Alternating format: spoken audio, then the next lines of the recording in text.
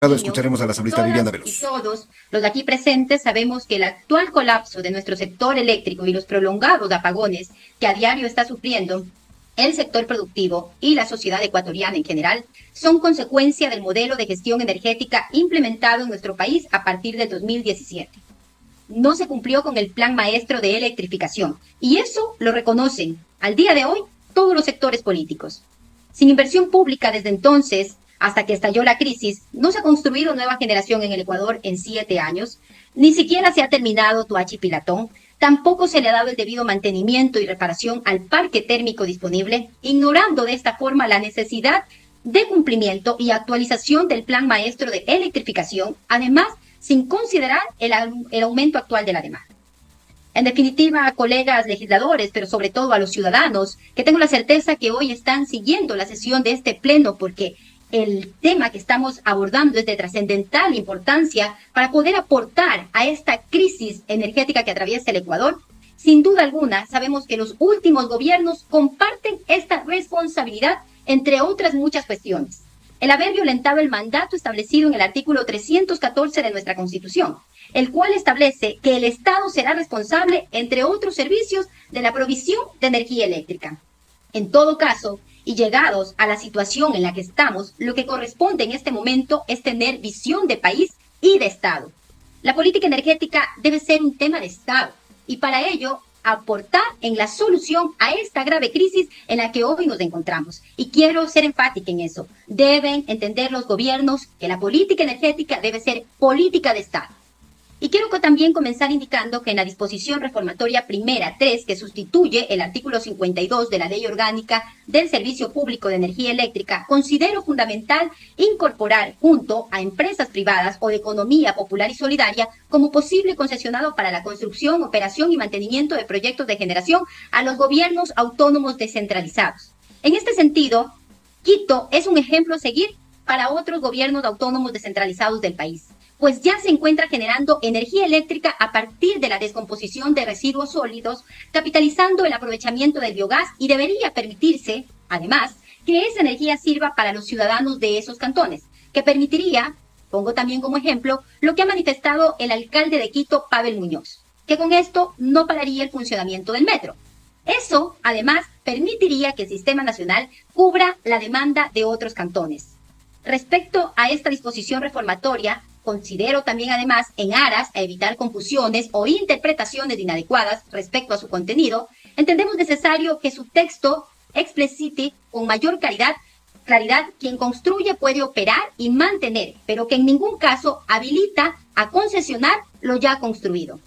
Y para terminar lo concerniente a la disposición reformatoria primera, quiero abordar un tema de vital importancia. Para el buen funcionamiento del sector eléctrico debemos de evitar que mediante empresas vinculadas pudiera constituirse algún tipo de monopolio con capacidad de imponer sus precios a los ciudadanos, por lo que debe aclararse que en ningún caso estas empresas pueden tener a las mismas personas naturales o jurídicas entre los accionistas de dichas empresas. Y repito esto porque también es importante, para evitar monopolios y que luego nos impongan a los ciudadanos altos costos de las tarifas. Y aparte de esto, también enviaré por escrito a la señorita presidenta de la comisión 2 propuestas adicionales. La primera vinculada al sector industrial, donde se puede impulsar la autogeneración eléctrica por medio del establecimiento de parques industriales, permitiéndoles comercializar dicha energía en el sector industrial y recuperar así de forma más rápida lo invertido. Y hago hincapié en esto, comercializar la energía autogenerada por empresas a otras empresas, pero no a la ciudadanía, para evitar altos costos de las tarifas para los ciudadanos para el consumo doméstico. Y la segunda, referente a hogares y negocios. Debemos ir transitando hacia la eficiencia energética, apostando también en los pequeños útiles de uso domésticos. Un foco tradicional consume más del 70% que un foco LED, porque no se permiten también implementar un programa de transición en este momento por parte del Estado y de las empresas eléctricas con el sector privado. Y lo mismo podría hacerse con los paneles solares. Dado el alto costo que conlleva su instalación de estos paneles y sus generadores, podría ser el Estado que en un primer momento asumiera la carga y recuperarla mensualmente a través de las planillas de la tarifa eléctrica e incluso en las nuevas urbanizaciones debería incentivarse para que exista energía con fuentes alternativas y eso debería dejarse abierta la posibilidad de incentivos en cada uno de los gastos. Espero, colegas legisladores, que este duro momento que está atravesando el país, que vive el país, nos permita sacar lecciones. La primera, que no se puede hacer o dejar de hacer nada por odio. El odio siempre destruye. Y la segunda, que la política energética, al igual que la de seguridad, deben ser políticas de Estado. Y no haber entendido esto hoy por hoy nos ha llevado a la casi parálisis y a la oscuridad del Ecuador y a seguir debilitando la economía y a seguir afectando a los más débiles de este país. Muchas gracias, Presidenta, y también a los colegas legisladores. Y estas dos propuestas remitiré también por escrito a la señorita Presidenta de la Comisión. Y realmente es muy importante que, aparte de apasionamientos políticos e ideológicos, como dijo algunos de los compañeros, nos centremos en el aspecto del grave problema y la grave crisis que está viviendo el país y que seamos conscientes de analizar técnicamente esta situación y no a través de intereses políticos. Pues en este momento el país enfrenta una crisis energética que requiere una respuesta oportuna por parte del legislativo. El informe para el primer debate de este proyecto de ley que incentiva la transición de energías renovables, pues es calificado como urgente en materia económica y considero que es una herramienta muy importante para sobrellevar esta grave crisis que estamos viviendo actualmente, resultado de una visión estrecha de gobiernos anteriores en que solo se basaron en grandes hidroeléctricas con grandes coimas y con grandes daños de construcción. En este momento estamos viviendo los resultados. Es importante entrar a mirar la necesidad de crear esta transición a energías renovables, otra forma de desarrollar la energía en nuestro país. Pues han destacado a través de la presidenta de la Comisión Económica ya las características de este proyecto. Nosotros en mi despacho hicimos llegar unas observaciones a la Comisión Económica, las cuales escuché justamente en el informe de ahora que se han tomado en cuenta. Sin embargo, en este informe, que presenta bastantes avances importantes, también aborda algunos aspectos que deberíamos analizarlos y considerarlos para mejorar y para fortalecer esta ley que realmente lleve a garantizar la transición real, efectiva y sostenible de la energía en el país. Entre las observaciones que nosotros presentamos justamente se manifestó el límite de 100 megabytes para proyectos de iniciativa privada podría ser restrictivo en el contexto actual, donde el déficit energético del país supera los 1000 megabytes. En el informe no se consideraba la posibilidad de elevar este umbral o de permitir excepciones para proyectos, que le escuché ahora a la asambleísta Valentina Centeno que había ya esa apertura a otros proyectos que sean más grandes de estos 100 megabytes, pero me parece interesante que los 100 megabytes sean aprobados de una manera rápida y urgente en 6 meses y los otros a mayor escala pues ya tendría que llevar otros requerimientos de análisis, ¿no? Justamente para permitir que esta magnitud pueda tener un impacto significativo en la matriz energética. Se sugiere y se permita la ejecución de proyectos con una capacidad mayor a los 100 megabytes cuando se demuestre su relevancia estratégica y su cumplimiento con estándares ambientales y sociales adecuados. También el informe presentado indica la importancia de la participación del sector privado. Sin embargo, también es muy valioso considerar incentivos fiscales, porque eso no significa que el Estado se esté afectando, significa que se dará oportunidad a que empresas nacionales o internacionales tengan la posibilidad de llegar con mayores beneficios, con mayor seguridad a invertir en el país.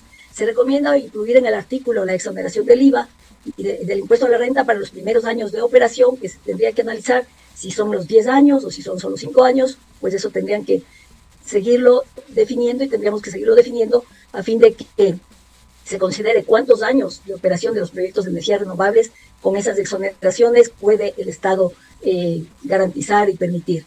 Esto haría más atractiva la inversión en tecnologías limpias y modernas, similar a lo que ya se ha implementado con éxito en países como España y Brasil.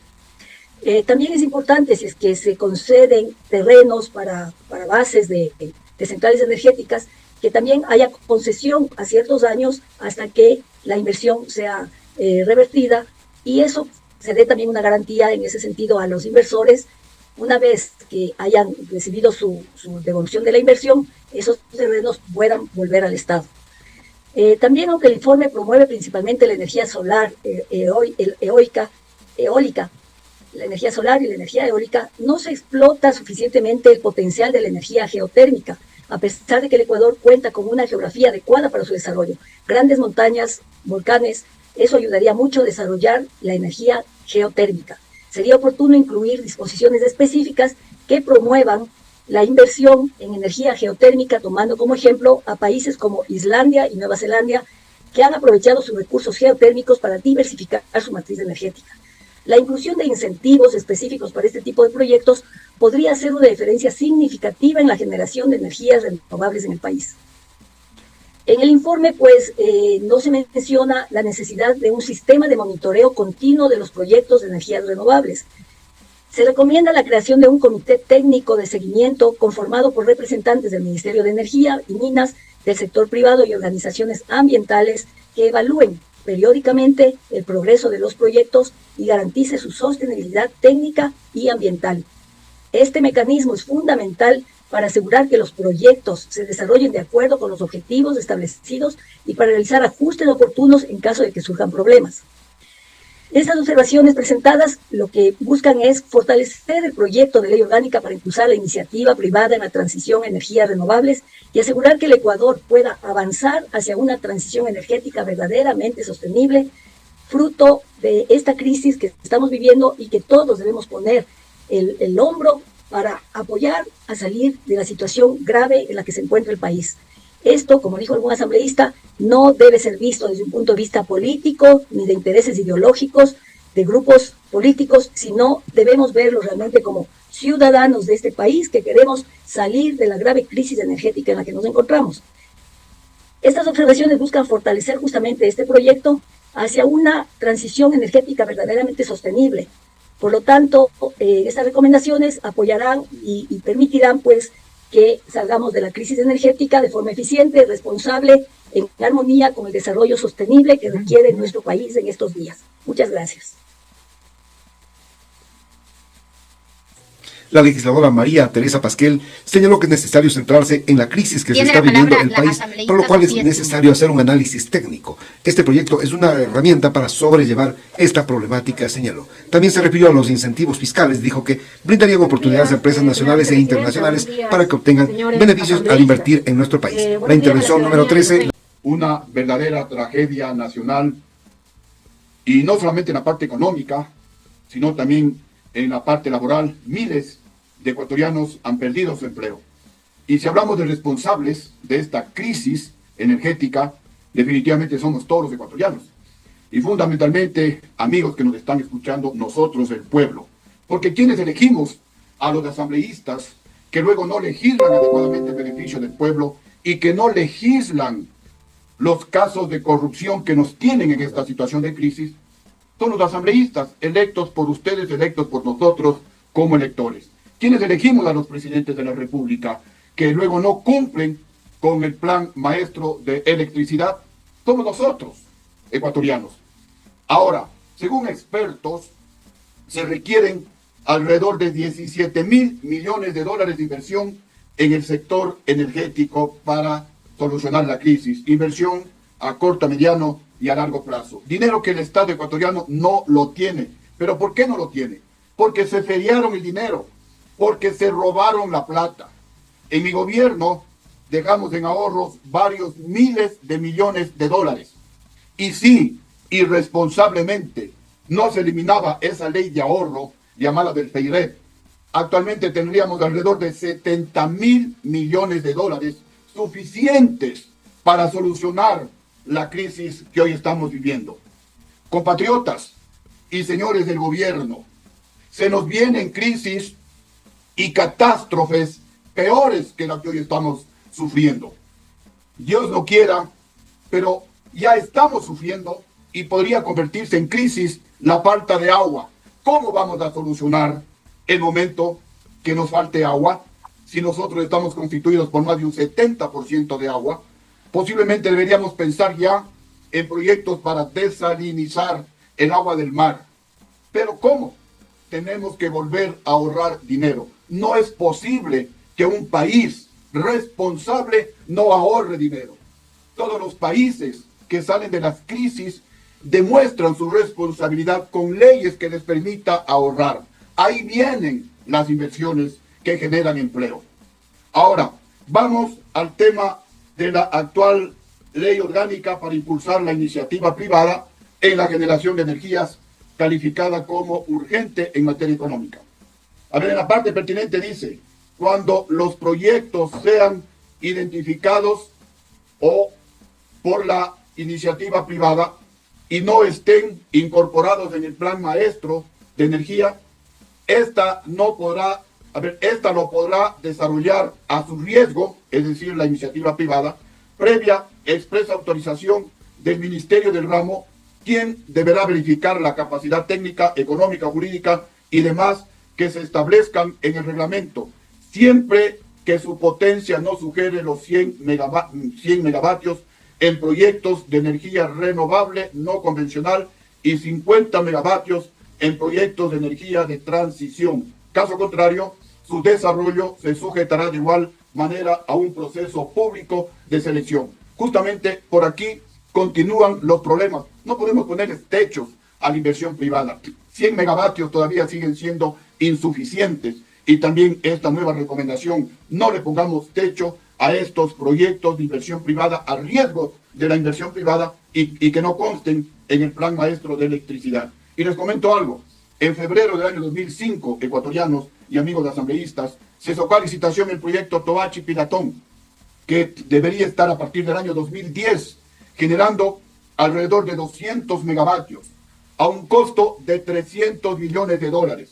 Escuchen bien, señores asambleístas y ecuatorianos, a un costo de 300 millones de dólares, con inversión privada, a riesgo de la inversión privada, sin riesgo para el Estado ecuatoriano. Lamentablemente hubo ese vil golpe de Estado y acuso a los generales del mando militar del año 2005 responsables de ese golpe de Estado, y ese proyecto que debía estar funcionando en el año 2010. Estamos en el año 2024 y todavía no funciona el proyecto Toachi-Pilatón. Y se han despilfarrado y partes se han robado más de 800 millones de dólares. Porque ese Toachi-Pilatón, ese proyecto que, repito, debería haber costado únicamente 300 millones de dólares y que debía estar funcionando ya en el 2010, actualmente nos cuesta a los ecuatorianos más de 1.100 millones de dólares. Esto es inconcebible, ecuatorianos. Pero nuevamente, ¿quiénes somos los responsables? Nosotros como electores. Y ahí que debemos pensar bien, ya se acerca un nuevo proceso electoral y votar a conciencia, no votar por los mismos responsables de esta crisis, que no solamente es del actual gobierno, sino es una crisis heredada.